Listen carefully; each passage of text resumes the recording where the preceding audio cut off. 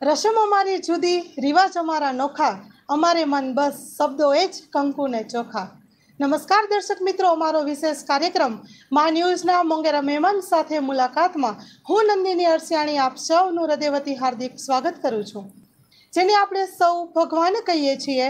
જ્યારે આપણી આશાઓ પૂરી થાય અને જેનો આત્મવિશ્વાસ શરૂ થાય, હા, હું વાત કરું છું ડૉક્ટરની, એક તબીબની, એક ડાક્ટરની. શબ્દો ભલે અલગ હોય પણ ભગવાનના આશીર્વાદ લઈને પોતાના દર્દીને નવજીવન આપવા તમામ પ્રયત્નો કરી લેતા ડૉક્ટર્સનું આપણા જીવનમાં ઘણું જ મહત્ત્વ હોય છે. આજે એક એવા ડૉક્ટરને મળવા જઈ રહ્યા છીએ જે માત્ર તબીબ જ નહીં પરંતુ સંગીતકાર છે, ગાયક છે, હાસ્ય કલાકાર છે, આધ્યાત્મિક ક્ષેત્રે અભ્યાસુ છે અને એથી વિશેષ તો ઉમદા વ્યક્તિત્વના તે માલિક છે. આવા અવનવા અનુભવ હોય તે વ્યક્તિના જીવનમાં ડોક્યુ કરવું તો આપણી ફરજ બને છે ને. હા, આપણે સૌ પરિચિત છો ડૉક્ટર પરેશ મહેતાથી. આપણા વિશેષ ગુણો, જ્ઞાન અને અનુભવ જેમના જીવનમાં હોય એમના જીવનમાં ડોક્યુ તો જરૂર જ કરવું જોઈએ. આવો મળીએ પરેશ મહેતાને. નમસ્કાર સર, મા ન્યૂઝમાં આપનું હાર્દિક સ્વાગત છે. Thank you. આપ સૌ ઓળખે જ છે પરંતુ તેમ છતાંય ટૂંકમાં અમારા દર્શક મિત્રોને તમારો પરિચય કરાવી દો. મારું નામ ડૉક્ટર પરેશ મહેતા અને મેં ગવર્મેન્ટમાં લગભગ 25 વર્ષથી ઉપર મેડિકલ ઓફિસર તરીકે સેવા આપી અને 7 મહિના પહેલાં વોલન્ટરી રિટાયરમેન્ટ લીધું છે અને હવે ઉર્ધ્વ વેલનેસ પ્રાઇવેટ કર્યું છે. એટલે એમાં મુખ્ય ધ્યેય છે કે સ્વાસ્થ્ય કેમ મળે. અને એ પહેલાં મેં પાલારા જેલ અને યુનિવર્સિટીમાં યોગનો અને મેડિકલ સાયન્સનો અભ્યાસ કરાવેલો છે અને અત્યારે પણ ચાલુ છે. કોલેજ અને અન્ય ઉચ્ચ અભ્યાસ ક્યાં કરેલ છે આપણે? કોલેજ મેં MBBS બીજી મેડિકલ કોલેજ અમદાવાદમાં MBBSનો અભ્યાસ કર્યો, પછી ઇન્ડસ્ટ્રી ભુજમાં કરી અને પછી 25 વર્ષ ગવર્મેન્ટમાં જોબ કરી. એટલે મિત્રો સાથે જોડકડા બનાવતા, હસી મજાક કરતા અને ખૂબ જ આનંદથી દર્દીઓની સારવારની સાથે હાસ્ય અને મેડિકલ સાયન્સ હસતા હસતા આપણે કહીએ ને કે હાસ્ય એક એવી વસ્તુ છે, laughter is the best medicine. એટલે એનો ઉપયોગ અમે અવારનવાર કરતા કે દર્દી રિલેક્સ થાય, સ્ટ્રેસ ફ્રી થાય. યસ, આપણે જીવનમાં હંમેશા હસતા જ રહેવું જોઈએ એવું કહેવા માંગે છે. અભ્યાસ દરમિયાન આપ શું બનવા માંગતા હતા? ત્યારે પરિવારમાં માતા પિતાજીના શું સ્વપ્નો હતા? બસ મારો પહેલેથી વિચાર આ જ હતો કે ડૉક્ટર બનીને સમાજની સેવા થાય અને કુટુંબનું અને દેશનું પણ સ્વાસ્થ્ય જાળવવામાં આપણે મદદરૂપ થઈ શકીએ. આપ મેડિકલમાં જઈને શું કરવા માંગતા હતા અને આપના ધારેલા કામ આપ આ ક્ષેત્રે રહીને કરી ચૂક્યા છો? હા, હું કરી ચૂક્યો છું અને કરી પણ રહ્યો છું અને હજી કરવા પણ માગું છું કે મારે મુખ્ય એ હતું કે મેડિકેશન અને મેડિટેશન એ બંને દ્વારા દર્દીનું પૂર્ણ સ્વાસ્થ્ય કેમ મળે. આપણે જનરલી ક્યાંય પણ જઈએ કે બધા રિપોર્ટ કરાવી કે બીમારી નથી, પણ એ બીમારી રિપોર્ટ નોર્મલ આવે એનાથી સ્વાસ્થ્ય મળી જતું નથી. કે સ્વાસ્થ્ય જે આપણા આયુર્વેદમાં કે આપણા ભારતીય સંસ્કૃતિમાં સ્વમાં સ્થિર થવું એ સ્વાસ્થ્ય છે, ખાલી બીમારીનો અભાવ એ સ્વાસ્થ્ય નથી. મારો મૂળ ઉદ્દેશ એ હતો કે સ્વાસ્થ્ય તરફ કેમ કામ કરવું. ખાલી વ્યક્તિમાં રિપોર્ટ નોર્મલ હોય, બીમારી ન હોય એમ નહીં, એનામાં કંઈક પોઝિટિવ હોય, ઉત્સાહ હોય, આનંદ હોય, સ્ફૂર્તિ હોય, ઇમ્યુનિટી સારી હોય, તો એ ક્ષેત્રે કામ કરવામાં મેં ખૂબ જ પાલારા જેલ અને ભુજમાં પણ શક્ય બન્યું ત્યારે કર્યું. પણ ગવર્મેન્ટમાં લિમિટેશન હોય, આપણે બીજી ડ્યુટી પણ કરવી પડે, એટલે મેં હવે પ્રાઇવેટ કર્યું છે જેથી ફૂલ ટાઈમ આ જ મેડિકેશન અને મેડિટેશન દ્વારા ઉર્ધ્વ વેલનેસ સંપૂર્ણ સ્વાસ્થ્ય તરફ વ્યક્તિને કેમ લઈ જઈ શકાય. આપણા જીવનમાં શારીરિક સ્વાસ્થ્યનું જેટલું મહત્વ છે અને જે જરૂરી છે એટલું જ માનસિક સ્વાસ્થ્ય પણ એટલું જરૂરી છે, તો એ ધ્યાનથી જ કેન્દ્રિત કરી શકાય છે. તમે આજે જે પોસ્ટ ઉપર આપ છો એનાથી આપ સંતુષ્ટ છો? હા, ખૂબ જ સંતુષ્ટ છું કે મેં મારી દ્રષ્ટિએ ગવર્મેન્ટમાં પણ ખૂબ સારું કામ કર્યું, પાલારા જેલમાં અને એની સાથે સાથે યુનિવર્સિટીમાં યોગની બેચ છે, એમાં નેચરોપેથીની બેચ છે, એમાં મેડિકલ સાયન્સ અને યોગના લેક્ચર લઈ શકું છું. અત્યારે છેલ્લા 8 મહિનાથી પ્રાઇવેટ છે પણ એટલું વેઇટિંગ છે કે માણસોને એટલી સમસ્યાઓ છે, ખાસ કરીને કોરોના પછી ડિપ્રેશન, સુસાઇડના બનાવો બને છે, સ્ટ્રેસ, આ બધામાં ખૂબ જ છે. તો ગવર્મેન્ટ દરમિયાન પણ હું કામ કરતો, પણ હવે 10-10 દિવસનું વેઇટિંગ આવે છે, એ રીતે મારે કામ કરવું પડે છે અને ખૂબ જ આનંદ આવે છે અને રિઝલ્ટ પણ સારું મળે છે. હજુ બાકી રહેલા સ્વપ્નો પૂરા કરવા માટે તમારું નેક્સ્ટ પ્લાનિંગ શું છે? બસ મારું નેક્સ્ટ પ્લાનિંગ આ જ છે કે કોઈ પણ દુનિયાને સ્વસ્થ રાખવી હોય તો દેશ સ્વસ્થ હોવો જોઈએ. દેશ સ્વસ્થ ક્યારે હોય? સમાજ સ્વસ્થ હોય. સમાજ સ્વસ્થ ક્યારે હોય? કે કુટુંબ સ્વસ્થ હોય. અને કુટુંબમાં રહી દરેક વ્યક્તિઓ સ્વસ્થ થાય તો કુટુંબ સ્વસ્થ હોય. એટલે દરેક વ્યક્તિનું પૂર્ણ સ્વાસ્થ્ય કેમ આવે, આપણાથી બનતા પ્રયત્નો દ્વારા, સેમિનાર દ્વારા કે ગ્રુપ સેશન દ્વારા આપણે વ્યક્તિનું સ્વાસ્થ્ય ઉપર લઈ જઈ શકીએ. એનામાં જે આજે કોરોના પછી સ્ટ્રેસ, ડિપ્રેશન એ બનાવો વધી ગયા છે, એમાંથી બહાર આવે, વ્યક્તિ આનંદિત થાય, એના માટેના પૂર્ણ પ્રયત્નો છે અને એ સ્વપ્ન પૂરા કરવા માટે પૂર્ણ પ્રયત્નો ચાલુ છે અને એ પ્લાનિંગ પણ ચાલુ છે. અષ્ટાંગ યોગથી આપણે જીવનમાં અનેક ફાયદા થાય છે, ત્યારે કહેવાય ને યોગ ભગાડે રોગ, એવું કામ સરે કરી બતાવ્યું છે. મેડિકલ એક સમય સર સેવા હતી, પણ આજે ધંધો બની ગયો છે. આ વિશે આપના શું પ્રતિભાવો છે? ના, એ 100% વાત છે કે 100માંથી 90 ડૉક્ટર માટે એ પ્રોફેશન જ બની ગયું છે, સેવા ઘટી ગઈ છે.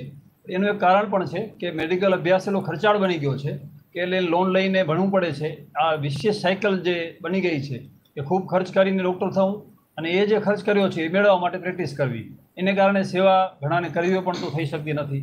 છતાંય પણ જો મેડિકલ એજ્યુકેશન સસ્તું થાય અથવા ગવર્મેન્ટ તરફથી જ જો લેવામાં આવે તો વ્યક્તિ ઓછા ખર્ચે ડૉક્ટર થઈ શકે. જેવી રીતે હું થયો છું કે મેં ગવર્મેન્ટ સીટ ઉપર ભણ્યો છું, એટલે મિનિમમ ખર્ચ સાથે હું ડૉક્ટર થયો છું. તો મારે કોઈ એવી અપેક્ષા ન હતી કે મેં ખર્ચ કર્યો છે, મારે કમાવાનો છે. તો એવું થાય તો સેવા થઈ શકે. બાકી અત્યારના સમયમાં વિશેષ સાયકલ જે થઈ ગઈ છે તોડવી જરૂરી છે. એને કારણે દર્દી અને ડૉક્ટર વચ્ચે વિશ્વાસ પણ ઘટી ગયો છે. ખૂબ જ સરસ વાત કરી સર. અમુક વ્યવસાય માનસિક તણાવ ખૂબ જ ઓછો હોય છે કે આપણે કામ કરવાની મજા નથી આવતી હોતી. એમાં મેડિકલ એક એવું ક્ષેત્ર છે કે એમાં તણાવ અનુભવતો હોય છે, તો તમારા જીવનમાં એવો અનુભવ ખરો? હા, ખાસ કરીને ગવર્મેન્ટમાં અને પ્રાઇવેટમાં બંને જગ્યાએ સ્ટ્રેસ તો ડૉક્ટરોમાં પણ એટલું છે. દરેક જગ્યાએ વકીલો એવી રીતે ડૉક્ટરોમાં પણ ખૂબ જ સ્ટ્રેસ છે.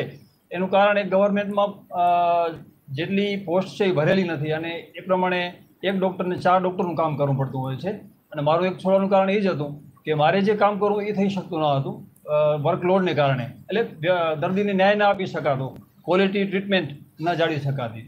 અને એવું જ પ્રાઇવેટમાં છે. પ્રાઇવેટમાં પણ દર્દીઓની અપેક્ષા વધી ગઈ છે અને એ પ્રમાણે આજે દવાઓની સાઇડ ઇફેક્ટ, કોમ્પ્લિકેશન થતા હોય ત્યારે આવા બનાવો દર્દી અને ડૉક્ટર વચ્ચે સ્ટ્રેસના બનતા હોય છે. પણ એમાં પણ ઘણું થઈ શકે જો ડૉક્ટર દર્દીને બરાબર એક્સપ્લેન કરે, ડૉક્ટર એવું કરુણા રાખે કે દર્દી સ્ટ્રેસમાં છે તો આપણે એને સહાનુભૂતિથી જોઈએ તો આ બનાવો ઘટી શકે. જીવનમાં એવી કોઈ ક્ષણ ખરી કે જેમાં આપ અત્યંત નિરાશ થઈ ગયા હો અને જીવન ઉપરથી રસ ઉઠી ગયો હોય કે તમને પણ સ્ટ્રેસ થઈ ગયું હોય, એવું કોઈ બનાવ ખરો? ના, એવો બનાવ ન કહી શકાય કે આ કોરોના થયો ત્યારે મને રસ્તો ન ઉઠી ગયો હતો, પણ એક પ્રકારની નિરાશા આવી હતી કે માણસ આટલો એક ઈશ્વર પાસે આટલો જેને કહેવાય ને કે શક્તિહીન છે કે માણસો ખૂબ ભયભીત હતા, ફટાફટ મૃત્યુ થતા હતા. ત્યારે મને એમ થતું કે હું શું કરી શકું. ત્યારે જ મેં નક્કી કર્યું કે હું ગવર્મેન્ટમાંથી VRS લઈને એવું કામ કરીશ કે જેટલું શક્ય બને યોગદાન, કે વ્યક્તિની ઇમ્યુનિટી કેમ વધે, આટલો ભયભીત ન રહે અને સ્ટ્રેસ ફ્રી રહે અને સ્વાસ્થ્ય સારું રહે. કોરોના કાળે તો આપણે બધી રીતે શીખવ્યું જ છે એમ, પણ કોરોના કાળમાં વ્યક્તિ એકબીજાથી અત્યંત નજીક આવ્યો છે અને પરિવારના સ્વજનોને જાણી પણ શક્યો છે.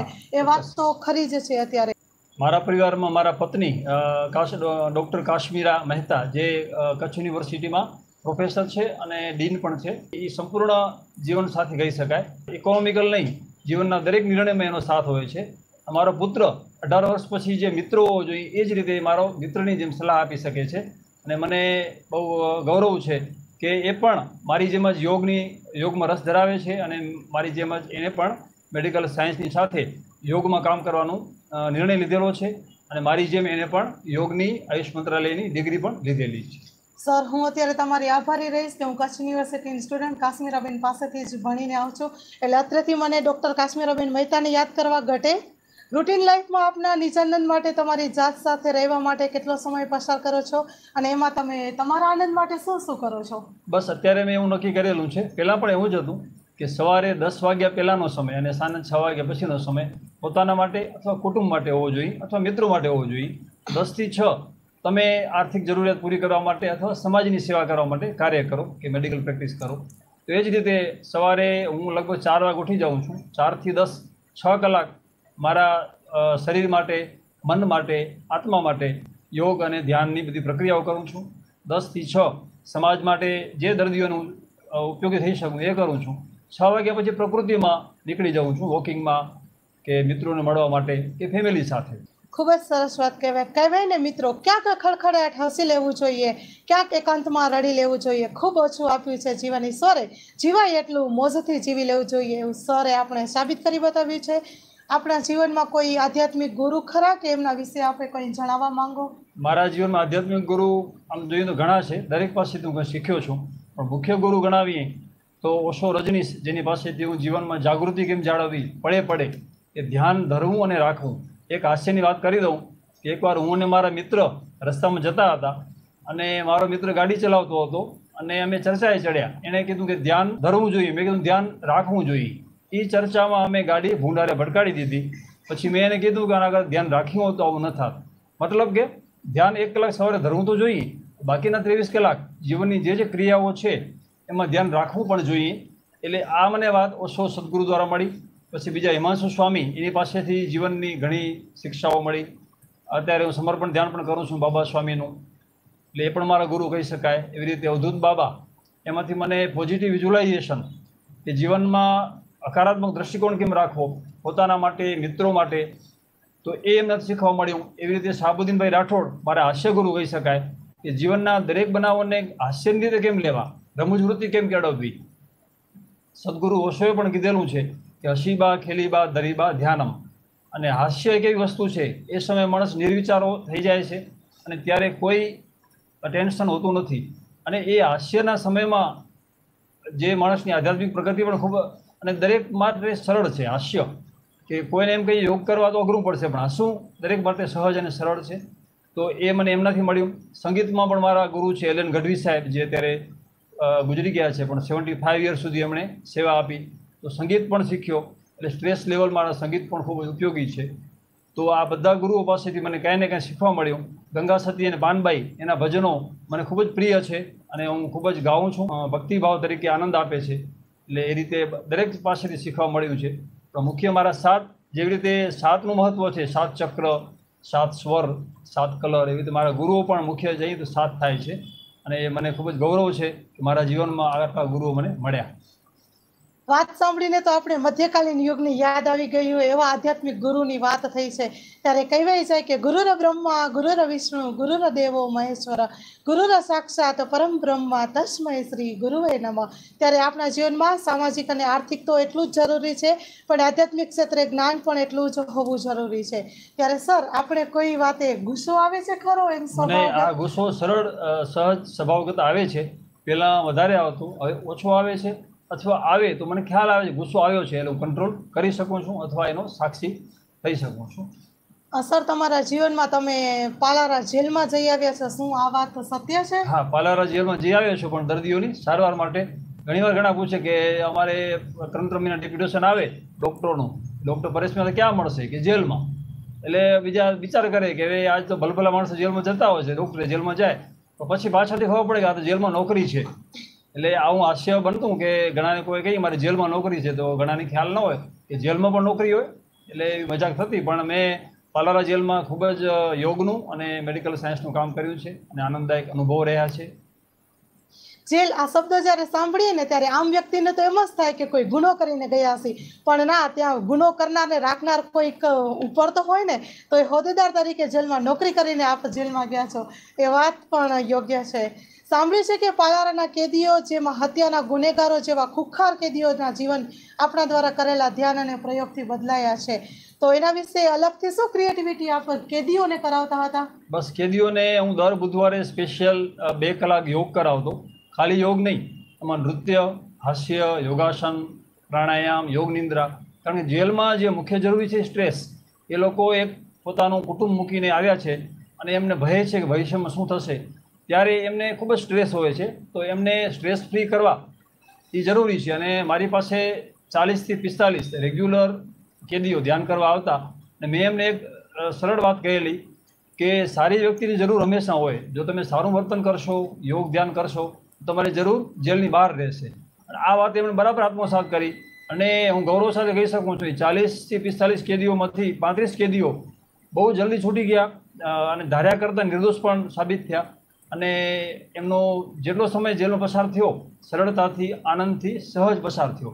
બીજા જેલો કેદીઓને સમય કાઢવો પડે, પણ એમણે એમ જ કહેતા, અમારે દર ગુરુવારે જજ સાહેબનો રાઉન્ડ હોય જેલમાં, તો એ પૂછે કોઈ કેદીને કે તમને ક્યાં તકલીફ છે? ત્યારે આ કેદીઓ જે કહેતા કે ના, અમે આશ્રમની જેમ રહીએ છીએ, જેટલો સમય ભગવાનને રાખશે એટલો સમય અમને પૂરો સમય મળે છે અમારી જાત માટે, વાંચન માટે, યોગ માટે.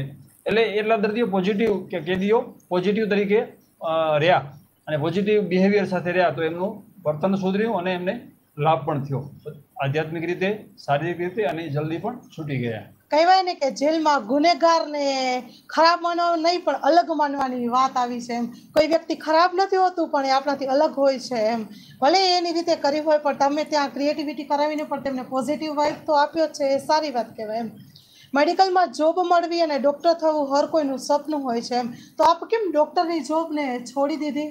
મેં ડૉક્ટરની જોબ, ગવર્મેન્ટ જોબ છોડી દીધી, પણ ડૉક્ટર તરીકેનું કામ મારું ચાલુ છે અને વધારે સારી રીતે કરવા માટે મેં એ જોબ છોડી છે. અને ગવર્મેન્ટમાં મેં લગભગ 25 વર્ષ સુધી લગભગ બધા પ્રકારનો અભ્યાસ કરી જોયો. અમારે કોર્ટમાં જવાનું ખૂબ થાય તો વકીલોનું મેં સ્ટ્રેસ જોયું, અને એવી રીતે ડૉક્ટરોમાં પણ ખૂબ સ્ટ્રેસ છે, દર્દીઓમાં પણ સ્ટ્રેસ જોયું. પણ ગવર્મેન્ટમાં હોવાને કારણે બીજી જે ડ્યુટીઓ મેડિકો લીગલ, પોસ્ટમોર્ટમ કે એ બધી ડ્યુટીઓને કારણે આપણે લિમિટેશન આવી જાય જે કામ કરવું છે એ. એટલે મારો ઉદ્દેશ એ હતો કે હવે આમાંથી VRS લઈને દરેક ફિલ્ડમાં પોલીસ અને ડૉક્ટર સાથે, વકીલ સાથે ખૂબ સંકળાયેલા, જેલ સાથે. તો આ મેક્ઝિમમ સ્ટ્રેસના ક્ષેત્રો હોય સમાજમાં, તો એક તો જેલના કેદીઓ, કોર્ટના વકીલો અને જજ સાહેબો, ડૉક્ટર પોતે અને પોલીસ. તો ચારેક ક્ષેત્રમાં ખૂબ જ કામ કરવું જરૂરી મને લાગ્યું. એટલે મને એ ઉદ્દેશથી મેં ડૉક્ટરની જોબ છોડીને વધારે સારું કામ કરી શકું ત્યારે, એવા ઉદ્દેશથી મેં જોબ છોડેલી છે. હાલમાં તમે અત્યારે શું કામ કરો છો ને અત્યારે કયા ઉદ્દેશથી આગળ વધો છો? અત્યારે મેં ઉર્ધ્વ વેલનેસ ક્લિનિક નામે પ્રાઇવેટ કરેલું છે કલાપૂર્ણનગર, અને ત્યાં એક જ ઉદ્દેશ છે કે મેડિકેશન અને મેડિટેશન આજે બંનેની જરૂર છે. આજે કોઈ પણ પાસે જઈએ તો એ યોગ કરાવતા હોય તો મેડિકલ સાયન્સનો વિરોધ કરશે, મેડિકલ સાયન્સવાળા ડૉક્ટરો યોગની ના પાડશે. પણ દરેક પથ્થીની જરૂરત છે. ઇમરજન્સી હોય, તાત્કાલિક રિઝલ્ટ જોતું હોય તો દવા પણ લઈ શકાય, અને બીમારી ના આવે, ઇમ્યુનિટી વધે, એના માટે આયુર્વેદ, યોગનો સહારો લઈ શકાય. અને આ દ્રષ્ટિએ મેં આયુષ મંત્રાલય, ભારત સરકારની યોગાની YCB યોગા સર્ટિફિકેશન બોર્ડની ડિગ્રી પણ લીધેલી છે, અને સાયકોસોમેટિક મેડિસિનનો અભ્યાસ કરેલો છે. સાયકોસોમેટિક એટલે કે સાયકો એટલે મન અને સોમેટિક એટલે શરીર. એટલે દરેક રોગ મનોશારીરિક હોય છે. કોઈ પણ રોગ હોય, ધારો કે બ્લડ પ્રેશર છે તો મુખ્ય કારણ એનું સ્ટ્રેસ હોઈ શકે. એવી રીતે અનિદ્રા છે, સ્ટ્રેસથી અનિદ્રા થાય અને એને કારણે રોગો થાય. એટલે ટૂંકમાં શરીર અને મન બંને સારવાર જરૂરી છે.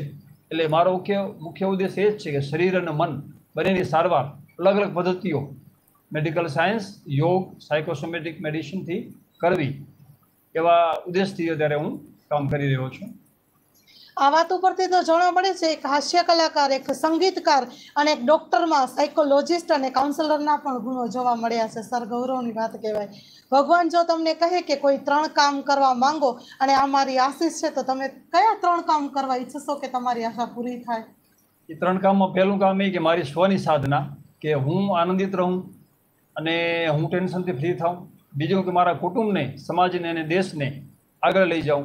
અને ત્રીજું કામ કે મારી સાથે જે દર્દીઓ જોડાયેલા છે અથવા જેને તકલીફ છે એનું કલ્યાણ કરી શકું. કારણ કે હું સ્વસ્થ હોઈશ, આનંદિત હોઈશ તો જ બીજાનું કામ કરી શકીશ. એટલે પહેલું મારું સ્વાસ્થ્ય જાળવવું જરૂરી છે, મારી ફિટનેસ જાળવવી જરૂરી છે. આપણે સાબુદ્દીનભાઈ રાઠોડ કહે છે, કોઈએ કીધું મારે સમાજ સેવા કરવી, શું કરવું? એ કે નડો નહીં, કોઈને નડો નહીં તો એ સમાજ સેવા છે. એટલે હું સ્વસ્થ રહું, બીમાર ન થાઉં, કોઈને ગાળ ન બોલવું, સારું વર્તન રાખવું, એ સારામાં સારી સમાજ સેવા છે. દરેક વ્યક્તિ આવું કેમ કરી શકે, એ મુખ્ય ઉદ્દેશ સાથે મારું અત્યારે કામ થઈ રહ્યું છે.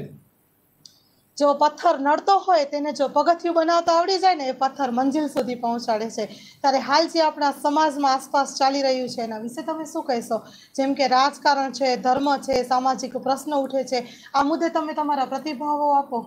અત્યારે મારું એક જ છે, જો વ્યક્તિ આનંદિત હશે અને ધ્યાન યોગમાં જોડાશે તો આવી સુલભ બાબતો કે જે અત્યારે કોમી વૈમનસ્ય હોય છે, હિન્દુ મુસ્લિમ કે અનેક કોમો વચ્ચે કે ઝઘડાઓ, અશાંતિ, વ્યક્તિની સહનશીલતા ઘટી ગઈ છે, નાની નાની વાતમાં ઉશ્કેરાટ.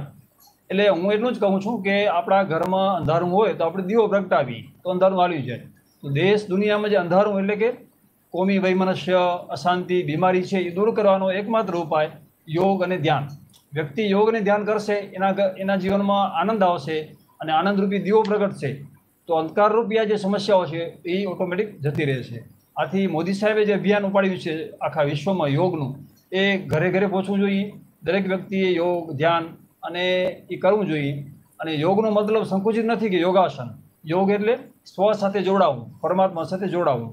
એટલે માણસ હાસ્યમાં રહે તો યોગ છે, આનંદમાં રહે તો યોગ છે, પોતાનું કર્મ સારી રીતે કરે તો કર્મયોગ છે, અને ભજન કીર્તન પૂજા તો ભક્તિ યોગ છે. એટલે યોગ 24 કલાક થવો જોઈએ, તો આ બધી સમસ્યા ઓટોમેટિક સોલ્વ થઈ શકે.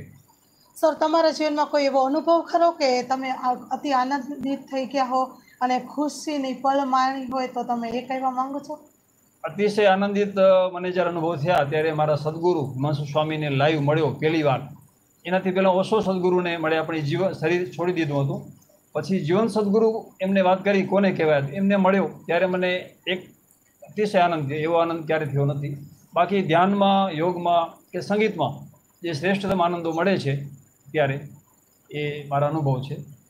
તમે હાસ્ય કલાકાર કહેવાય છો, તમે સંગીતકાર કહેવાય છો, અને તમે તબીબ પણ છો, તો તમે સંગીતકાર કે હાસ્ય કલાકારના એવા કોઈ પ્રેઝન્ટેશન કરેલા કે તમે તમારું વ્યક્તિત્વ ક્યાં પ્રગટ કરો છો? હા, બસ અમારા મિત્રોમાં, સમૂહમાં, અમારા ઓશોના ગ્રુપ છે, અમારા રિધમ યોગના પણ ગ્રુપ છે, ડૉક્ટરોના પણ ગ્રુપ છે. ત્યાં જ્યાં મોકો મળે ત્યાં સમૂહમાં ક્યારેક લોકોનો બર્થડે પ્રોગ્રામ હોય, પાર્ટી હોય, મિટિંગ હોય, ત્યારે હું મારા જોક્સ, સહજ જોક્સ એ શાહબુદ્દીનભાઈમાંથી જ આવેલા છે. શાહબુદ્દીનભાઈમાંથી શીખેલો છું. ક્યાંક મારા તોરા સહજ હોય, બાકી મોસ્ટ ઓફ મારા ગુરુ શાહબુદ્દીનભાઈ પાસેથી મળેલા છે. એ હું રજૂ કરું છું. મને એ ગમે છે, અને ક્યાંક ક્યાંક મારી સેન્સ ઓફ હ્યુમર પોતાની આવતી હોય છે. એક મને ઘણા શીઘ્ર કવિ કહેતા હોય છે કે હું જોડકડા રૂપે આનંદ વ્યક્ત કરતો હોઉં છું કોઈના માટે. તો એ રીતે હું, અને સંગીત છે તો સંગીત મારે હાર્મોનિયમ ઘરે સાધના ચાલુ હોય છે, અને મારું સંગીતનું ગ્રુપ છે, ત્યારે અમે મળીએ ત્યારે સંગીતનો પ્રોગ્રામ રાખતા હોઈએ છીએ. હર કોઈની અંદર કલા કારીગરી રહેલી જ હોય છે, બસ તેને એક અભિવ્યક્ત કરવાની હોય છે. ત્યારે અંતમાં અમારા દર્શકોને શું સંદેશો આપશો, અને ખાસ કરીને જુનિયર્સ ડૉક્ટર્સને? બસ દર્શકોને એ સંદેશ આપવા માંગીશ કે જે આપણે વાત કરી કે દરેક વ્યક્તિએ યોગ અને ધ્યાનમાં રસ લેવો જોઈએ, તો પોતાનું સ્વાસ્થ્ય જળવાય અને ઓટોમેટિક જીવનની સમસ્યાઓ દૂર થઈ જશે.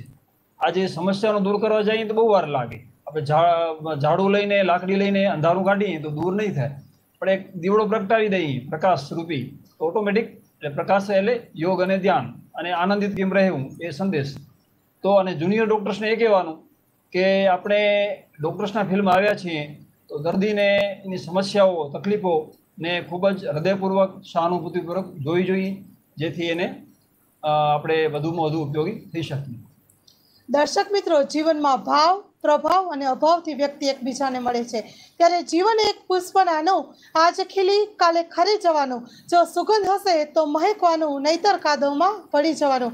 ત્યારે ડૉક્ટર પરેશ મહેતા સર, તમે તમારો કિંમતી સમય આપી અમારી સાથે વાર્તાલાપ કર્યો તે બદલ હું એન્કર નંદિની અરસિયાણી આશાપુરા ન્યૂઝની સમગ્ર ટીમ વતી આપનો ખૂબ ખૂબ આભાર વ્યક્ત કરું છું.